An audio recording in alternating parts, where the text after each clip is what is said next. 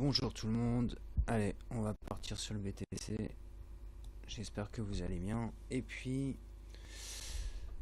donc voilà, en fait sur le BTC, on voit qu'on a une belle petite remontée là en fait. Donc en fait au début j'avais dit que voilà en fait la vague 5 qui était ici en fait, ou alors dans cette zone en fait elle se trouve ici. Donc c'était bien en 1, 2, 3, 4, 5. J'ai un petit peu douté à un moment, je me disais merde, je me suis perdu dans le décompte, mais en fait non. C'était on a fait une quatrième en triangle, hein, en fait en flat. Donc voilà, là on est venu chercher un plus haut. Donc la résistance des 10 000, comme j'avais dit. Et puis maintenant voilà, on a. Est-ce que ça va continuer à monter, etc. Je sais pas honnêtement. Ça peut monter un petit peu, hein. Ça peut aller par exemple chercher. Alors attends, juste, je vais mettre ça comme ça, vous allez mieux voir. Donc ouais, en fait, on a fait notre 1, 2, 3, 4, 5. Est-ce qu'on va aller chercher plus haut? Ça c'est la question. Donc maximum, je pense qu'on pourra aller peut-être chercher au 1002 là. Il a un peu bougé. Hop. Zut. Pardon. Donc ouais, là peut-être aller chercher les 1002 ou juste au-dessus, mais bon, ça m'étonnerait, à mon avis ça va tomber. En tout cas, si ça remonte, parce que là on a fait un pullback sur le canal, on a légèrement refait un pullback dessus, on le réintègre pas réellement quoi pour l'instant. Donc bon bah voilà, on va dire la baisse pour moi elle est là. Il faut qu'elle se fasse, hein, de toute façon cette baisse.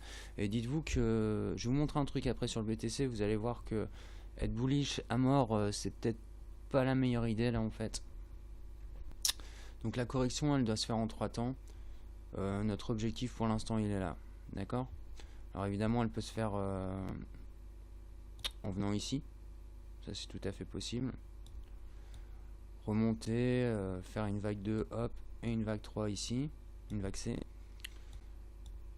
Ça va dépendre de la force des bougies, la force des ventes. Mais évidemment, rentrer ici, les gars, c'est pas bien. Il faut pas rentrer là, hein. C'est absolument pas. Ni même ici. Il faut vraiment avoir des confirmations de vente. Là, c'est pas des trades à prendre. Moi, j'attends mon tour, j'attends pour shorter. Clairement, j'attends que ça se finisse. Une fois que j'ai une confirmation de baisse, je rattaque mon short. Parce que en fait j'avais pris un short ici. On était dans le triangle, j'ai vu que c'est sorti. En fait j'ai coupé ma position.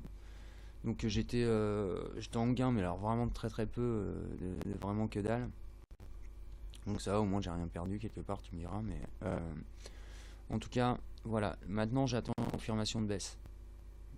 D'accord. Donc là pour l'instant j'attends de voir où on va aller ou si on se retourne.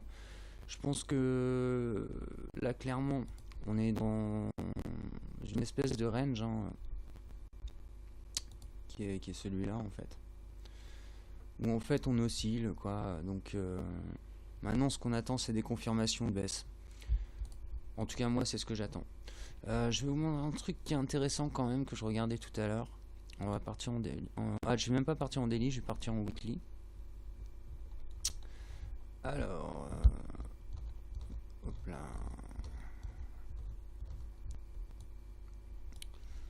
Alors, regardez bien la structure des vagues. Là, si on regarde bien tout ça, alors j'ai viré, hop là, j'ai viré ça. Excusez-moi, je fais un peu de ménage. C'est le printemps, il faut en profiter. Voilà. Si on regarde ce qui se passe là, on a une vague 3, une belle vague 4, et une vague 5, qui devrait certainement venir ici. Peut-être en étendu, hein. Hop, comme ça. Si vous regardez bien, j'ai dessiné un canal ici, qui a évolué, hein, parce qu'avant le canal était ici. Il se trouve qu'on l'a percé, et donc mais le canal reste le même au final. Juste il s'agrandit. Pour l'instant, moi, tant qu'on passe pas ça, on dessus, hein. Voilà, on le touche, mais on le sort pas. Donc si on sort de là, je me dirais, ah peut-être là, ouais, tendance haussière, etc. Pour l'instant, voilà, on n'est pas du tout en tendance haussière. Et ce que je voulais vous montrer, c'était ça. Alors, ça c'était en 2014. Il me semble, si je dis pas de bêtises. Je vais remettre les indicateurs. Je vais vous montrer pour moi ce qui est une bonne entrée. Ce qui est une bonne entrée pour un hold, pour une position qui va durer peut-être 2 ans, 3 ans. Dites-vous que les cours sont extrêmement cycliques, en particulier sur le Bitcoin, et qu'ils ont une tendance à se reproduire, en tout cas schématiquement. Et là, qu'est-ce qu'on voit? On a une vague 1, une vague 2. Ça vous rappelle rien, ça? Je vais vous le remettre après, vous allez voir. Pardon. Alors, 1, 2, 3, une vague 4 qui est très grosse. Et qu'est-ce qui se passe ensuite? Blablabla, blam. Ok? Mémorisez ce schéma-là. Regardez ce qui se passe sur les indicateurs. Beaucoup de volatilité. Donc moi, je vous avais dit, ce qu'on recherche sur le momentum, c'est un momentum à 0 pour commencer à prendre une position. Moi, à l'époque, j'avais pris une position ici, il me semble, où on est, je sais plus, on est combien? Ah non, 2015. Ouais, ça devait être ça, un truc comme ça. Et j'ai pris une position ici ou là, je m'en souviens plus. Mais quand le momentum était à peu près à 0. Maintenant, on va retourner à l'actualité. Donc, du Bitcoin maintenant. Et qu'est-ce qu'on voit en fait? Eh bien, en fait, on voit exactement le même schéma. Une vague 1 assez petite qui tombe très fort. Une vague 3 en 3 temps. D'accord? Une vague 4 très puissante, exactement la même, à une bougie près. Franchement, c'est les mêmes graphiques. Et qu'est-ce qui se passe après ça? On a une montée énorme. Et qu'est-ce qui se passe? Blablabla. Derrière, on dégomme tout. On va rechercher un point d'achat bien plus intéressant, qui serait pour moi vers les 4900-5000 euros. Et attention, hein, ça peut partir au 2000. Hein. Mais je pense déjà à 5000, ça nous fait une belle entrée. Si je vois que le momentum se calme pendant la baisse et que ensuite il reste un petit peu statique autour des zéros, là moi je vais prendre une position. D'accord? Et là je vais holder. Je vais mettre un paquet de pognon dessus et je vais attendre. D'accord? Donc est-ce que la baisse est finie? Ben ça on va le savoir dans quelques jours, mais moi quand je vois des figures comme ça, en reprenant un petit peu le passé, parce que quelque part en fait comment on définit l'avenir dans le trading? On définit pas l'avenir, en fait on s'adapte. Mais comment on s'adapte en fait pour définir des cours? En regardant ce qui s'est passé sur les résistances, les cycles, etc., les supports, machin, et des cycles, et bien en bourse ça se reproduit très très souvent. C'est très cyclique les mouvements, les actifs boursiers. Donc voilà.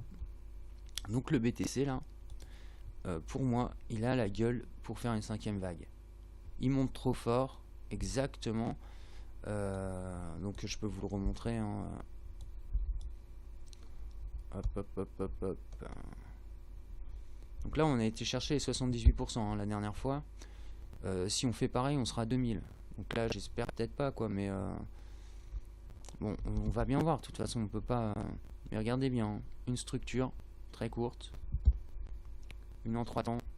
Une très très forte. Vague 4. Et une vague 5 qui dégomme tout derrière. D'accord? Donc bah voilà. On a un schéma qui pour moi en fait est, vous pouvez le regarder en daily aussi si ça vous fait plaisir, vous allez voir que c'est à peu près la même chose. Donc pour moi je vais rester très prudent tant qu'on ne sort pas déjà de ce canal, ce qui n'est pas le cas pour l'instant, ou si on le dépasse qu'avec des mèches. Moi c'est pour ça en fait hein, que je reste bearish à mort, parce que voilà j'ai pas de, alors déjà j'ai pas de prise d'entrée de position de long terme, et puis j'ai pas de confirmation que la baisse est finie. Donc voilà quoi, tout simplement. Donc voilà, je vous ai dit de toute façon, hein, voilà on va voir Là on range, est-ce qu'on va ranger ou est-ce que ça va redescendre? On voit qu'il y a quelques bougies pour l'instant, on verra ça. En tout cas, dans la semaine, voire peut-être les 15 jours qui viennent, hein, notre objectif c'est ça. C'est de partir, imaginons ici. Voilà, j'ai pas pris le bon. C'est de partir. Ah là là. C'est de partir ici. Aller chercher ça, peut-être faire ça, et à faire ça, voire faire ça. Enfin, déjà, on va faire ça. Donc, ça c'est en 5 vagues. 1, 2, 3, 4, 5. ABC. 1, 2, 3, 4, 5. Et après, encore une correction. Et on va voir si vraiment on va plonger ou pas. On va aller faire un petit tour sur Ripple, peut-être. Alors, Ripple. Alors, Ripple, je sais pas trop ce qu'il fait là. Je pense que c'est possible qu'il y ait encore une impulsion de prix sur Ripple. Parce que quand je le regarde comme ça, pour moi, je vois ça. Alors, c'est possible que ça soit ça. Donc, les effets sont plus hauts. Et que là, il fasse 1, 2 et 3. Ou alors, on fait une 4. Et là, un petit peu comme sur le BTC. Et on va aller venir chercher plus haut. Donc, ça... Bah non, ça peut pas être là. Donc, ça peut être ouais, ici. Donc, c'est soit ça, soit ça. Si ça se vaut, donc notre correction elle va être comme ça. Hop, elle va venir chercher et hop, redescendre comme ça. Donc ça c'est ce qu'on peut voir sur le Ripple. On peut peut-être poser un short sur le Ripple. Alors le Ripple, il y a une forme intéressante. Il y a une forme de tasse avec anse. Donc enfin ça dépend ce qu'il va faire là. Alors soit pour moi il y a deux solutions. Soit on vient ici. Alors tout dépend du Bitcoin, hein, évidemment. Si le Bitcoin se torche, tout va se torcher. Mais admettons qu'il se tient et qu'il fasse une correction assez cool. Il fera là, ça va faire soit une tasse avec anse, remonter ici, ce qui est une figure bullish, soit un double top. D'accord? Donc un W. Un double bottom, pardon. Et donc, moi j'aimerais bien voir cette figure là. En double bottom, revenir ici. Donc, ça serait intéressant. D'accord? On va virer ça. Donc là, on aurait une figure très intéressante qui, un double bottom en fin de tendance, c'est très bon. Hein, c'est vraiment des bonnes figures. Et pareil, tasse avec anse, c'est des figures bullish pour la suite. Donc ce serait plutôt intéressant. Bah donc Ripple, voilà quoi. Pour l'instant, on fait pareil. On attend la correction. Évidemment, ça, on n'achète pas ici. Hein, c'est une connerie d'acheter ici. Faites pas ça, les gars. Là, on est dans un triangle. Il a cassé légèrement vers le haut. On va voir jusqu'où les bougies vont aller. Qu'est-ce que je vais faire? XVG. Alors, XVG, alors pareil, hein, là on voit un beau 1, 2, 3, 4, 5.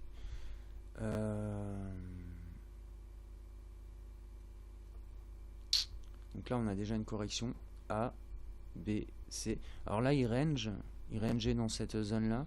Il est venu au-dessus ranger dans une autre zone, celle-là. Celle-là. Et là on est en train de réintégrer à l'intérieur. Donc je pense que tout doucement là c'est parti pour la descente. Et on viendra chercher cette zone là à 0,35 centimes. Bon. Ouais, il a une bonne gueule pour redescendre là. Donc maintenant Ether. Ouais, Ether il a fait des beaux plus hauts là aujourd'hui. Donc pareil, hein, on est dans une figure 1, 2, 3, 4, 5. On attend la correction. Donc la correction qui devrait être entre allez ouais 520, 488 dans cette zone là. On va regarder avec un petit fibo. Hop. Vite fait. Ouais, ça paraît cohérent tout ça. Donc ouais, ça devrait être ça. Une correction dans cette zone là. Donc là on voit qu'on retombe exactement. Donc entre ici, ouais, je pourrais le remonter d'ailleurs. Donc entre ici et ici, on a une belle zone de correction. Donc à voir ce qu'il va faire. Donc là il y a des shorts à passer, hein, mais évidemment, toujours le même conseil, on n'achète pas. EOS, magnifique. Alors EOS, c'est la seule monnaie qui a dépassé son plus haut historique. Ça c'est intéressant. On voit qu'il a une performance de malade. Alors sur le plan fondamental, EOS, il est très intéressant parce que c'est un très très bon projet. Il y a énormément de gens derrière qui y croient en fait, hein, qui sont vraiment à fond. Et ils sortent leur plateforme, il me semble, le 2 juin, 2 juillet, 2 juin, je crois que c'est le 2 juin. Et ils n'ont pas intérêt à se louper EOS, parce que franchement, ils font une erreur de lancement. C'est simple, hein, le cours il va plonger. Par contre, si leur lancement se fait parfaitement, EOS va éclater tous les plafonds. Ok, ça c'est sur le point de vue fondamental. Donc vraiment, c'est une monnaie à avoir dans son portefeuille. Vraiment, vraiment. Donc là, pareil, hein, sur EOS, ce qu'on attend là, c'est une correction. On voit déjà qu'on a fait la A, la B, la C. Et vous voyez qu'en plus le Bitcoin monte, les altes descendent. Là. On le voit sur Verge, on le voit sur Ripple, etc. Et donc voilà, c'est... Moi quand je vois ça, tu vois, je me dis que le BTC, il en a pas pour longtemps là en fait. Donc voilà. Short à prendre, bon, peut-être un peu trop tard, et peut-être une validation à prendre ici. Après on pourra aller chercher soit là, ok. Ça va se faire en plusieurs vagues, hein, de toute façon. Donc bah voilà pour EOS. Ouais, je voulais vous dire aussi un truc de Verge, parce que ça c'est une info hyper importante.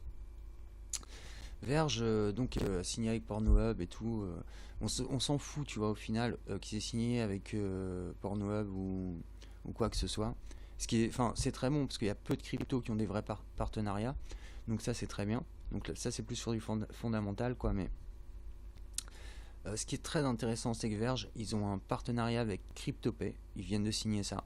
Donc moi je m'attendais à de la hausse là justement à cause de ça, mais peut-être à cause du Bitcoin et tout, ça n'a pas eu lieu. Il y a juste eu ce petit rebond là. Donc bon voilà. Mais ils viennent de signer avec CryptoPay pour créer une carte de débit. Ok, donc on va pouvoir peut-être commencer à retirer nos thunes en liquide, nos cryptos en liquide, ce qu'on attend impatiemment depuis qu'on s'est fait interdire ça par les gentils gens du pouvoir, un de ces fascistes. Et du coup voilà, on attend ça avec impatience, et si ça fonctionne, mais alors Verge va prendre une ampleur dans le monde des cryptos, tout simplement exceptionnel. Pourquoi? Parce qu'ils seront seuls sur le marché à avoir une carte de débit. Là, franchement, si vous vouliez voir le Verge à 1 euro, bah, c'est une évidence. S'ils font ça cette année, je pense que ce sera même bien plus qu'un euro. Donc à surveiller ces infos-là, elles sont importantes. Bon, évidemment, pour l'instant, on est sur le cours. Je vais terminer avec Tron, avec TRX, qui est en train de descendre. Voilà, enfin là, en fait, on a cumulé, là, enfin, on corrige. Donc pareil, hein, A. Donc un A qui va se faire sur le breakout entre ici et ici. D'accord, une vague B, et ensuite une vague C qu'on devra aller chercher là. Et en plus, là, il est bien parti pour faire ça. D'accord. Donc là, Tron, de toute façon, on ne peut pas le shorter. Donc bon, là, c'est juste, on prend ses profits. Si vous avez acheté du Tron, moi je les ai pris hier, mes profits.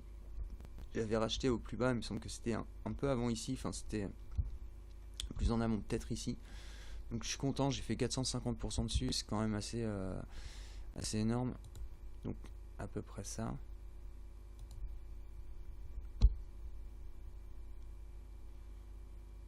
« 250, ouais, 250, ouais. Oui, pardon, ouais, c'est 400, c'est... donc c'était plutôt cool.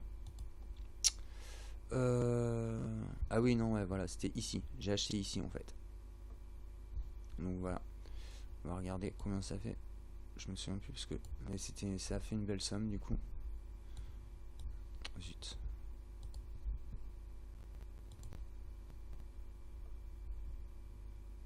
« 325, ouais. Pas mal, hein. Donc, bah, Tron maintenant il va corriger, comme je vous ai dit là. Donc on attend là. Et si il redescend bien ici, ou alors là, dans cette zone. Après ça dépend, hein, si le BTC se casse la gueule, il peut redescendre bien plus bas. Donc on verra. Et là on aura des positions d'entrée très intéressantes. Ok? Ça on le revend, on hold pas ça, tu vois. On le revend, on rachète plus bas, comme ça on fait un bénéfice. Là s'il fait, je sais pas, les 150%, bah voilà, ça te fait 150% pour la suite. Donc voilà, on hold pas ça, ok, ça sert à rien. On attend de voir des prices intéressants sur le BTC, d'entrée pour holder, pour prendre des positions hold. Après, moi je prends beaucoup de swing, comme bah, vous le savez, quoi, ou même du day trading, etc. Donc, bah, moi je fais ça en fait. Donc, la position hold, les positions hold, c'est environ 50% de mon portefeuille. 40 à 50%, je sais pas exactement. Et le reste c'est soit du swing ou du day trade, voire du scalping quand. Bon, le scalping je le fais plutôt en bourse, mais bon. Enfin voilà, sur les cryptos c'est surtout ça, hein, day trading et swing. Donc bah voilà, en fait, je vous fais ces petites cryptos là. J'espère que ça vous a plu, que ça vous a aidé. Et bah, passez une bonne journée les gars, il fait beau, sortez, passez pas vos journées devant l'ordi et éclatez-vous bien. Je vous kiffe, ciao les mecs. Allez bye.